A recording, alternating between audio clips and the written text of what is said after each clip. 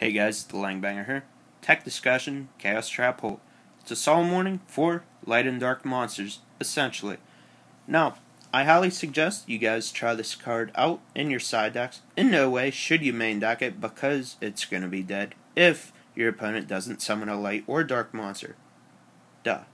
But this card is actually useful. Now, in no way is this a new idea, but it's definitely a forgotten idea, I would say. When this card first came out, people were thinking of using this card. Solemn Warning came out. Cool, fine. Now, the theory with this card, you may want to side out the Solemn Judgment and side these in when playing against a light or dark deck. Now, that may be crazy. Hey, maybe you still want to keep that Solemn Judgment in, but by playing the Solemn Judgment first, you now no longer can play two of your counter traps, which would be Chaos Trap Hole and Solemn Warning.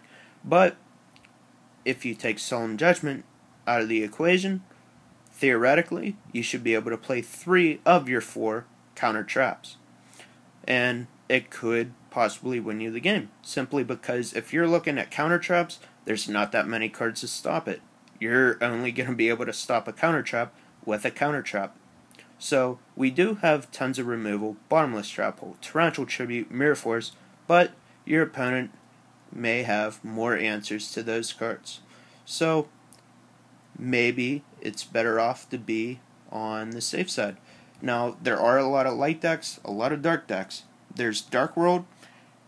I mean, Dark World's kind of hard to talk about because, if they get to pitch in their Grapha, then, it kind of sucks. But just summoning the monster and then trying to, their intention was to bounce the monster for Grapha, you're stopping that. So that's a cool play.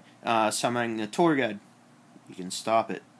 Playing against agents, really, really good because they can drop Christia, cool, don't care, see you later. Hyperion, bye. I mean, the list can go on. Light and dark monsters are the most used attribute in the entire game. I mean, it's a known fact. Chaos Dragons, also.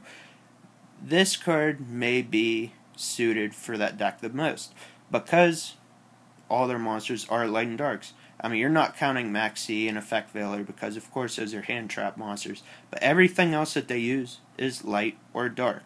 And if anyone knows how that deck works, what they do, they just drop monsters one by one. They drop beaters. So if you can stop their pulsars, stop their dark flares, then, you're looking good. If you're going to force your opponent to have to discard cards to summon Pulsar from the grave, or, just pretty much forcing them to do plays that they don't want to do, I mean, you should have a good matchup there. So just let me know what you guys think of this.